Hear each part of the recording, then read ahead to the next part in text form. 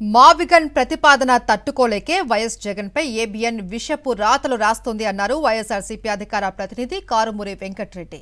మహిళలను కించపరిచిన ఏబిఎన్ రాధాకృష్ణ వెంటనే క్షమాపణలు చెప్పాలి అని డిమాండ్ చేశారు. ఏబిఎన్లో ప్రసారం చేసిన కథనాన్ని రాధాకృష్ణ కూతురు అయినా అంగీకరిస్తుందా అని ప్రశ్నించారు. బూతు జ్యోతి అతని పేరే బూతు కిట్టు.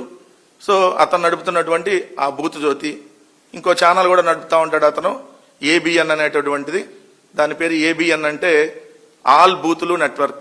మొత్తం ఈ ప్రపంచంలో బూతులన్నీ కలిపి ఆ ఛానల్లో ప్రసారం చేస్తారు, అందుకని అది ఆల్ బూత్ నెట్వర్క్ అయింది ఏబిఎన్ అంటే.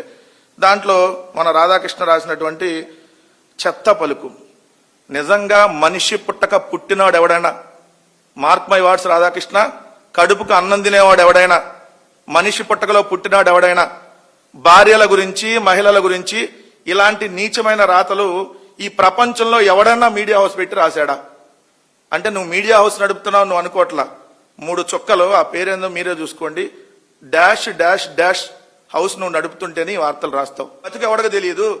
నువ్వు ఎక్కడి నుంచి వచ్చావు? ఈరోజు సైకిల్ మీద పేపర్లు అమ్ముకునేటటువంటి బతుకు నుంచి ఈరోజు ఫిలిం నగర్ లో 100 కోట్ల రూపాయలు పెట్టి ఏ బ్రోతల పనులు చేస్తే నువ్వు ఈరోజు ఆ ఆఫీస్ పెట్టావు, కొత్త బిల్డింగ్ కడతా ఉన్నావు. బతుకు ఎవడగా తెలియదు. నువ్వు ఈరోజు మహిళల గురించి, వైఎస్ఆర్ కాంగ్రెస్ పార్టీ నాయకుల గురించి మాట్లాడుతా ఉన్నావా?